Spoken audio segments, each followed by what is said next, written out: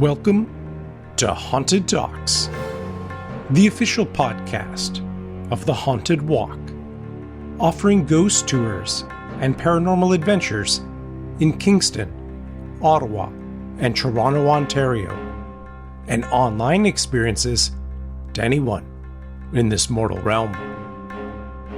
My name is Jim Dean. I am the creative director, and it is my privilege to be your haunted host for this episode.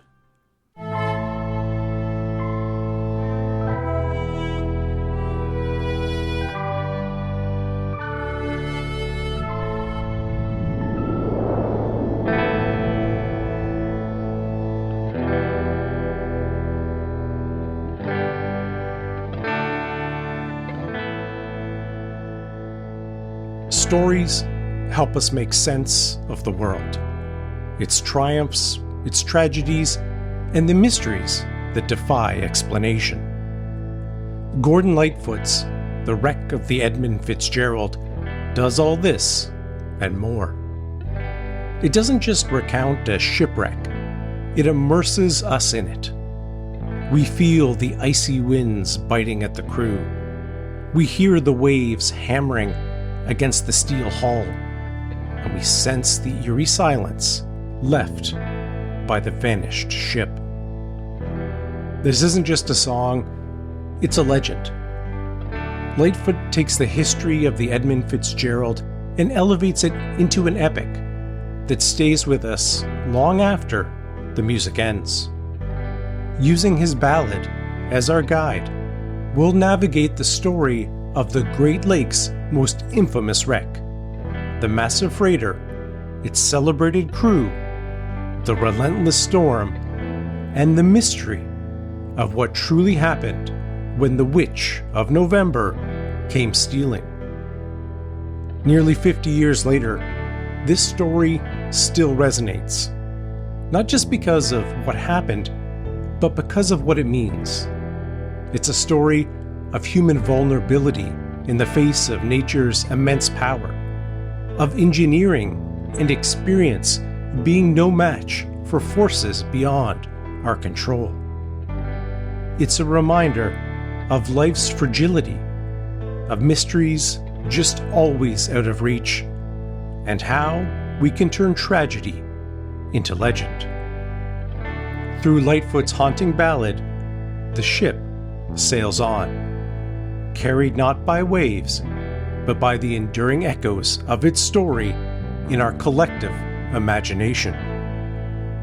Join us as we explore the history, the myth, and the enduring legacy of the Edmund Fitzgerald.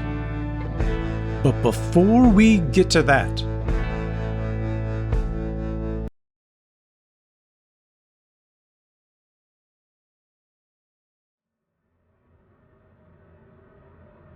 Canadian Gordon Lightfoot's 1976 ballad, The Wreck of the Edmund Fitzgerald, was an unconventional hit. At over 6 minutes long, it was twice the length of most pop songs and recounted the 1975 Lake Superior tragedy with meticulous accuracy. Eric Greenberg, a longtime friend of Lightfoot, called it a documentarian song, noting how rare it was for a top 40 hit to be a detailed, factual story instead of the usual themes of love and heartbreak. Despite doubts about its radio potential, the song defied expectations, spending 21 weeks on the Billboard charts, peaking in the second spot. The musical elements amplify its emotional impact, beautifully complementing the tragedy it recounts. The song's slow, deliberate tempo evokes the relentless, rolling waves of Lake Superior, while the minor key underscores the sorrow of the lost crew. Lightfoot's use of a simple, yet driving acoustic guitar rhythm reflects the steady progress of the doomed freighter, while ethereal guitar flourishes and a haunting synthesizer creates an atmosphere of mystery and foreboding.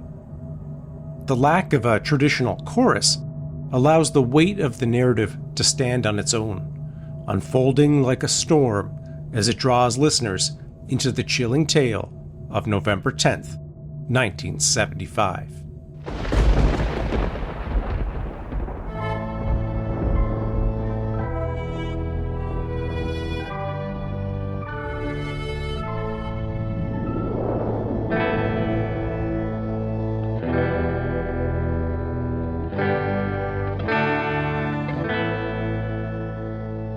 The legend lives on from the Chippewa on down of the big lake they call Gitchagumi.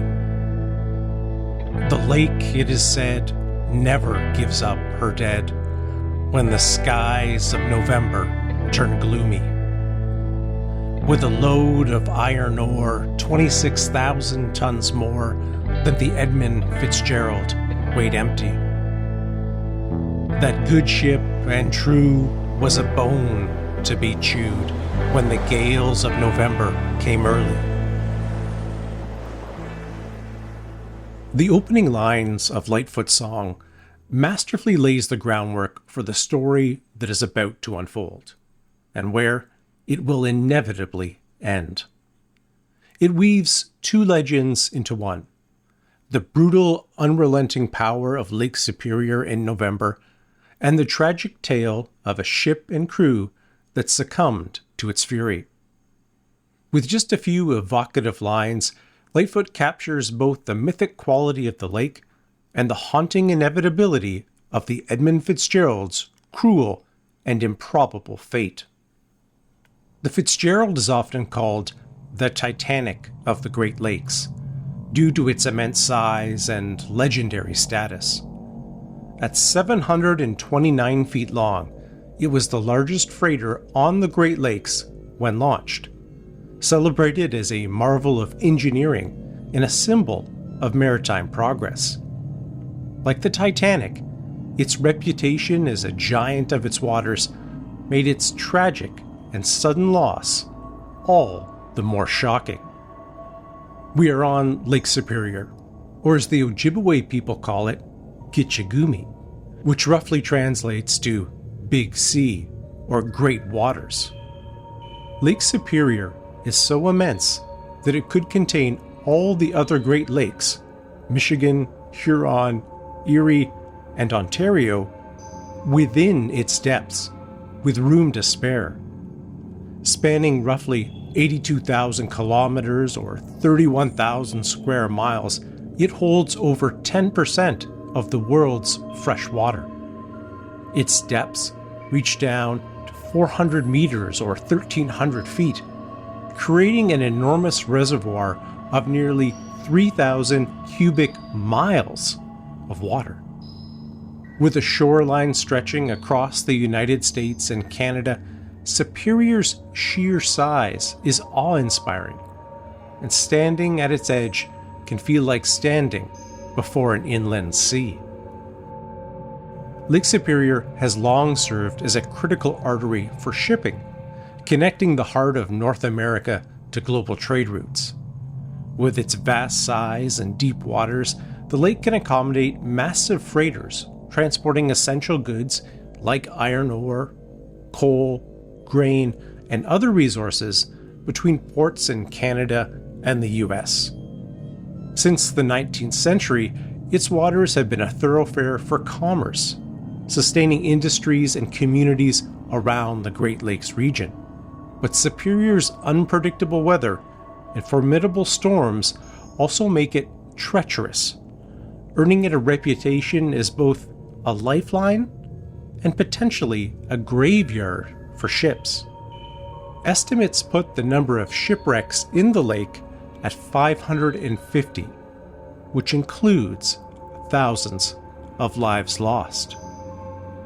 Lake Superior's waters are famously cold, with temperatures rarely rising above 4 degrees Celsius or 39 degrees Fahrenheit, even in the hottest of the summer months. This frigid environment plays a haunting role in the lake's reputation for never giving up her dead. When bodies sink into Superior's icy depths, the cold prevents bacteria activity that would typically lead to decomposition and the release of gases which would otherwise cause a body to float or resurface. As a result, many who perish in its waters remain in the depths indefinitely, often very well preserved. A chilling reality that reinforces the lake's mysterious and somber lore. In this opening verse, Lightfoot also introduces the Edmund Fitzgerald as the central figure in this unfolding tragedy, a character as imposing and significant as the lake itself. He hints at the ship's massive size by emphasizing its staggering load, over 26,000 tons of taconite. This low-grade iron ore, processed into small, marble-sized pellets for easier transport, was destined to be melted down into steel, symbolizing the industrial might the Fitzgerald represented. From a storytelling standpoint, in this opening verse, Lightfoot skillfully weaves legend and nature into the framework of the tragedy, giving the song an almost supernatural weight. By invoking the Ojibwe name Gitchagumi and recounting the lake's ominous reputation for never giving up her dead, Lightfoot transforms Lake Superior into more than just a setting. It becomes a living, dangerous entity. The lake takes on the role of a relentless, almost vengeful force, setting the stage for a voyage that feels doomed from the start. This portrayal of the lake as both powerful and indifferent casts the events that follow as inevitable, driven by forces far beyond human control. It is as if fate, embodied by the lake, has already decided the ship's tragic end, giving the tale a haunting, mythic quality.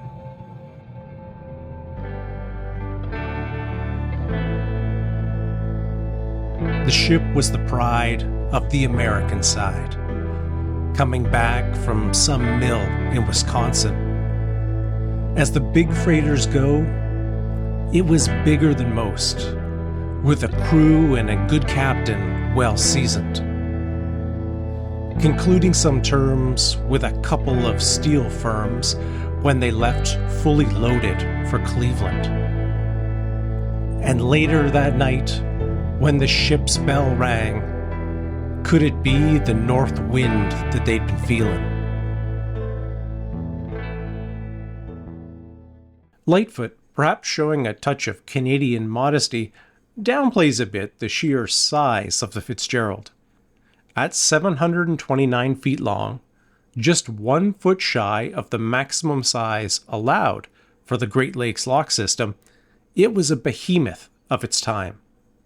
Built in 1958 at the Great Lakes Engineering Works in River Rouge, Michigan, the Fitzgerald was both the largest and one of the fastest freighters on the Great Lakes upon its completion.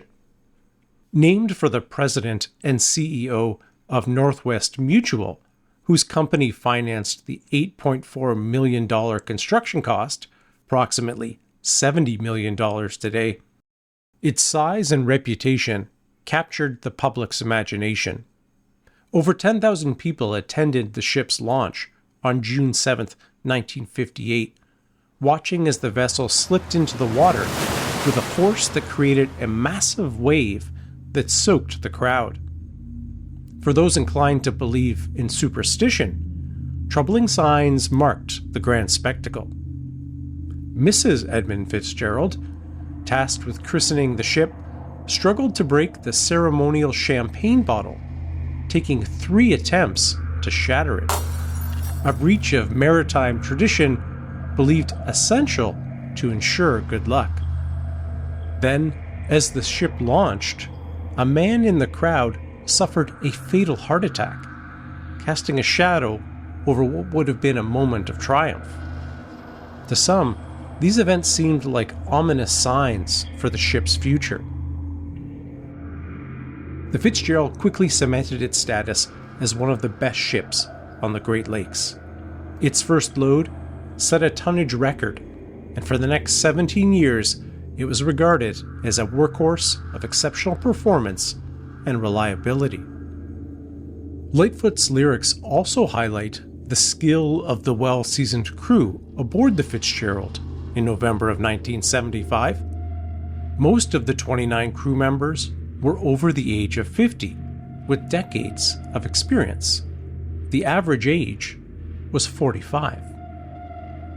Captain Ernest McSorley, who took command of the Edmund Fitzgerald in 1972, was a veteran mariner with decades of experience on the Great Lakes. He was born in Spencerville, Ontario, just south of Ottawa, before moving to the States as a boy. He was known as an old-school captain.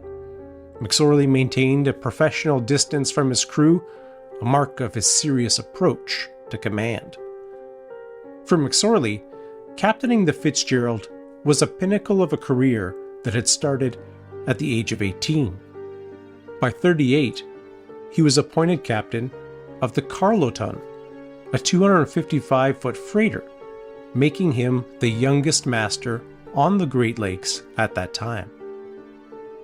In 1970, he took command of Columbia's flagship, the Armco, where he worked alongside his longtime friend Jack McCarthy. When McSorley was offered command of the Edmund Fitzgerald, he invited McCarthy to join him as first mate. Together, the two men brought nearly 74 years of commercial shipping experience to the boat, which only deepens the mystery of how such an experienced captain and crew could vanish so tragically on Lake Superior. While Lightfoot's lyrics state that the ship left fully loaded for Cleveland, in reality, the Fitzgerald was bound for Zug Island, Michigan, very close to its original launch site, on a trip that would take just over 2 days. This minor alteration was likely due to facilitate the rhyme scheme, as it may be a challenge to find a rhyme with Zug Island. In the second verse, Lightfoot masterfully blends literary storytelling with historical detail to create a sense of foreboding tied to the natural forces at play. The mention of the ship's bell ringing evokes an almost ghostly warning, hinting at the ominous roll of the north wind, a critical element of the unfolding tragedy.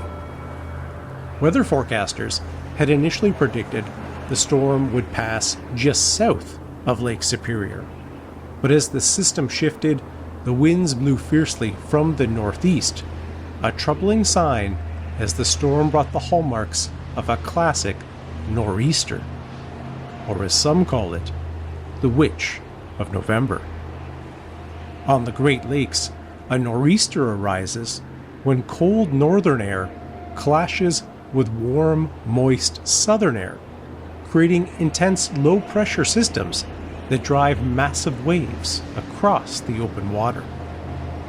By late afternoon, on November 10th, with the eye of the storm moving across the lake, the winds shifted to the northwest, creating a fetch, a long stretch of open water which blew uninterrupted.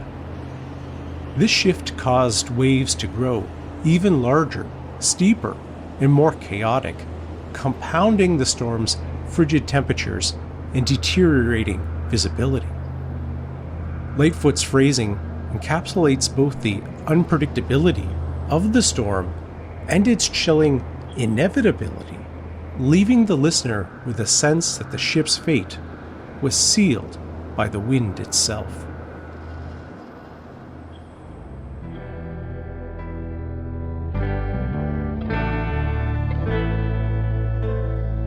The wind in the wires made a tattletale sound as the wave broke over the railing.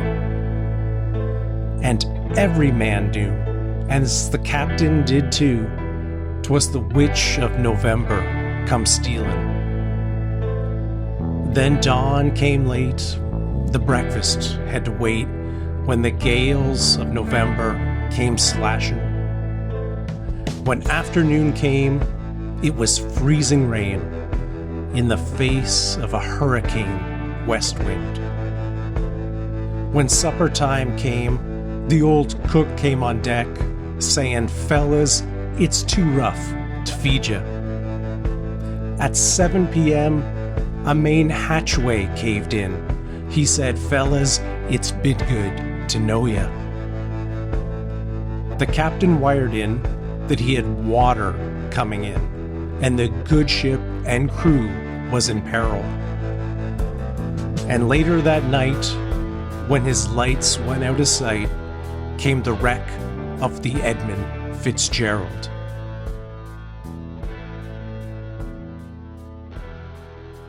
As the Edmund Fitzgerald departed Superior, Wisconsin, around 2:30 p.m. on November 9th, Janice Armagost, wife of third mate Mike Armagost, stood on the shoreline with their 2 children.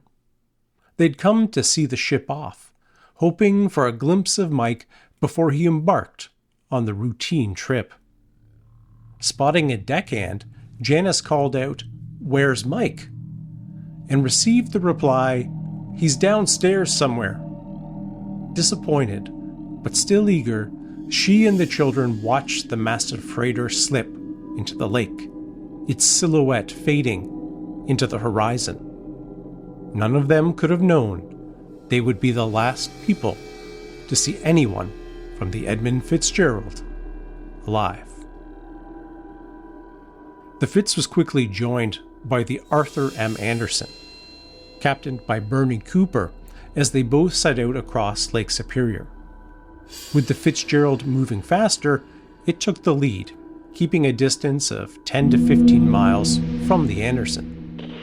Continually in radio contact, both captains were aware of the powerful November storm that was now rolling in from the Great Plains. To avoid the worst of it, they agreed on a northern route, hoping the highlands along the Canadian shore would provide some shelter from the winds. As evening fell on November 9th, the weather began to turn, with gale warnings issued at 7 p.m., upgraded to storm warnings by the early morning hours of November 10th.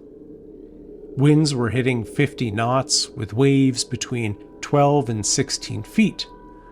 But McSorley and Cooper had weathered storms like this before and remained calm and confident in their ships. Around 3 p.m. on that fateful day, Captain Cooper noticed something disturbing. The Edmund Fitzgerald was passing dangerously close to 6 Fathom Shoal, a shallow area near Caribou Island. Watching through his radar, he saw the Fitzgerald move right over it, a risky route at the best of times, and especially with such challenging conditions. Not long after, the ship vanished from view, hidden by the snow and spray, though still visible on radar about 17 miles ahead. Then, at 3:30 p.m., a radio message crackled through. It was Captain McSorley's voice. "Anderson, this is the Fitzgerald. I have a fence rail down, 2 vents lost or damaged, and a list. I'm checking down. Will you stay by me till I get to Whitefish?" The Anderson responded, asking if McSorley's pumps were running. "Yes, both of them," McSorley confirmed. The Edmund Fitzgerald was battling brutal conditions when Captain McSorley reported critical damage that underscored the ship's worsening plight. A fence rail, designed to provide safety and structural support, had been knocked down, likely by the relentless battering of towering waves and high winds. 2 ventilation vents, crucial for keeping machinery spaces dry and functioning, were either lost or severely damaged, increasing the risk of water flooding vital areas of the ship. To make matters worse, the ship was listing to one side, a sign of instability caused by shifting cargo or accumulating water. The reason the Anderson asked if the pumps were running is because they were essential for removing incoming water.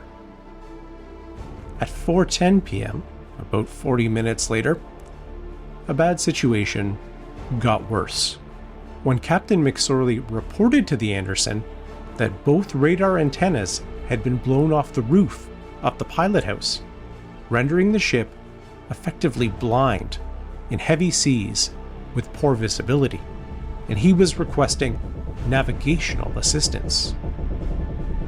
Fitzgerald was 3 to 5 miles east of Caribou Island and was struggling against the waves and winds of over 60 miles per hour.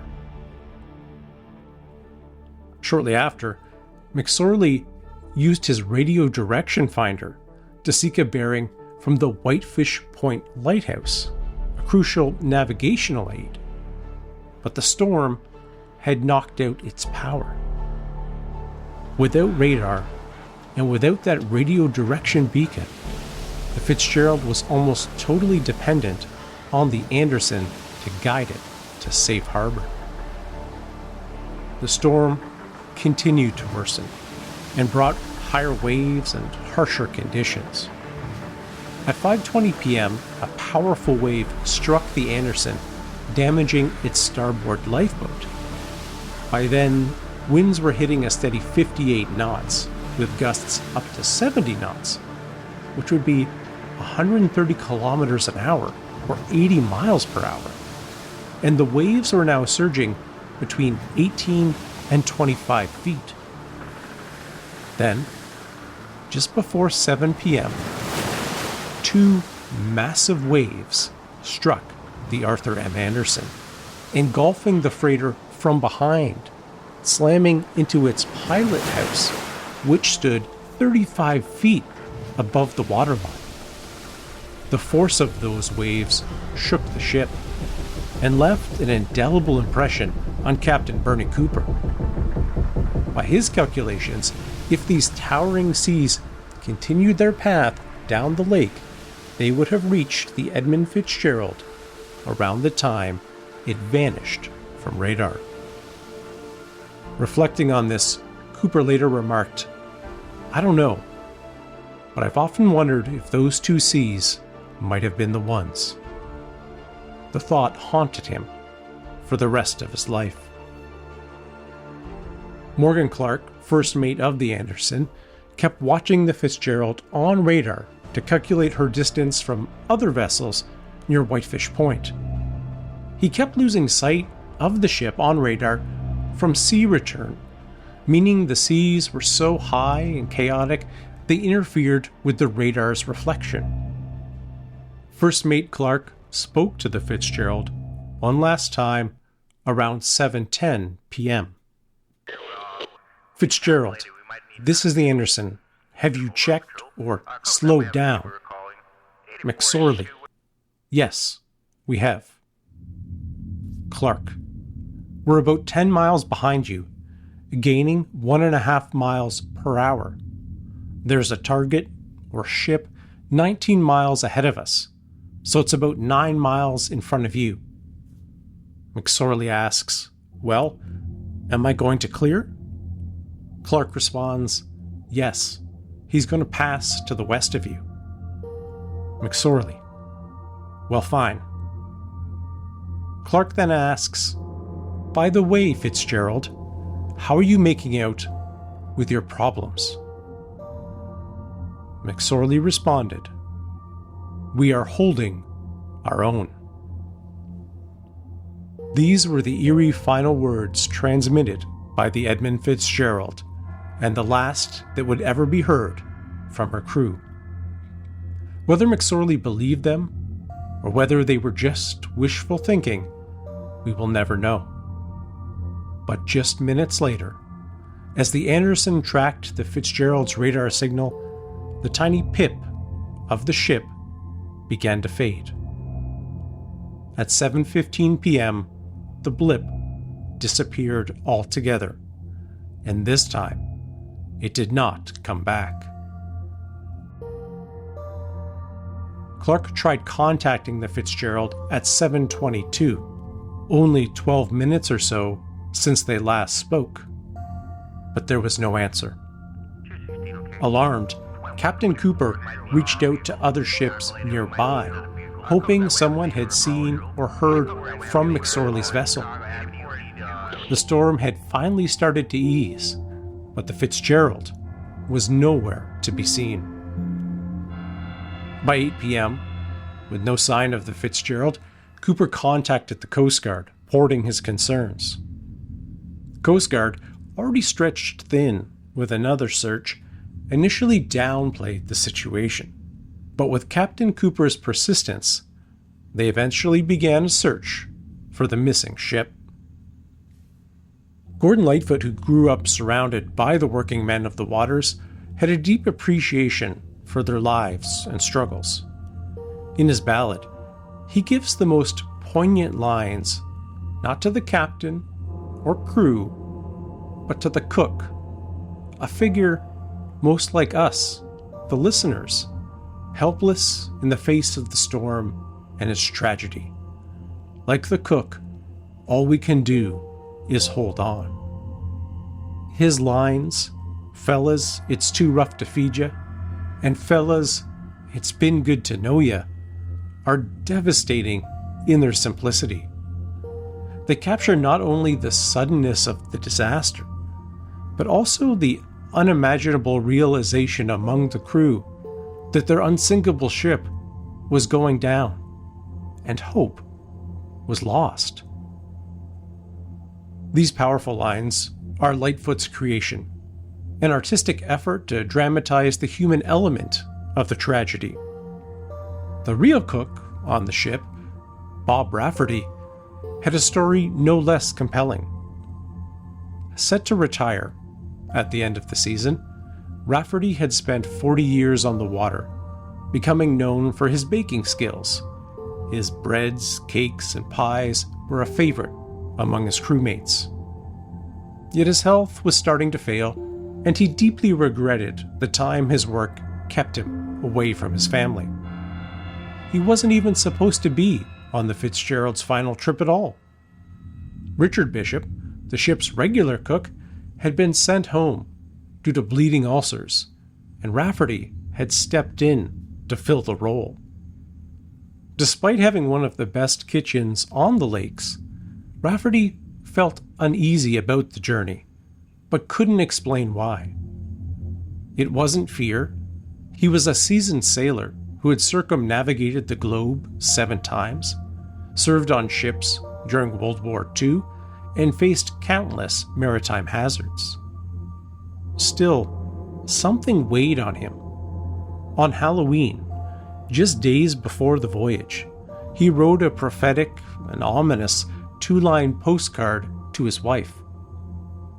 "May be home by November 8th. However, nothing is certain." His final trip would tragically prove that sentiment all too true. Starting around 2010, Lightfoot began altering the lyrics of The Wreck of the Edmund Fitzgerald when performing it live. The original lines were, "When supper time came, the old cook came on deck, saying, 'Fellas, it's too rough to feed ya.'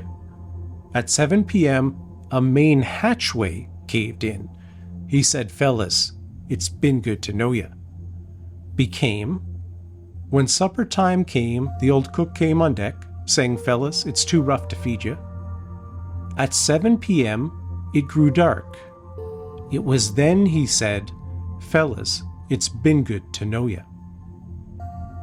Lightfoot, who had written the song before the first official reports came out, made this change as new information emerged about the wreck, casting doubt on the theory that a caved-in main hatchway was the primary cause of the sinking. This subtle adjustment reflected his commitment to maintaining the historical accuracy of his song while preserving its emotional resonance. In our next episode, we'll explore the theories surrounding what truly happened to the Edmund Fitzgerald. Was it structural failure, massive rogue waves, the ship being swamped, or something else entirely that caused it to vanish so suddenly? We'll examine the desperate search for survivors, the efforts to locate the wreck, the haunting discoveries made on the lakebed, and how this tragedy, through the song, continues to captivate those drawn to the mysteries and tragedies of the Great Lakes.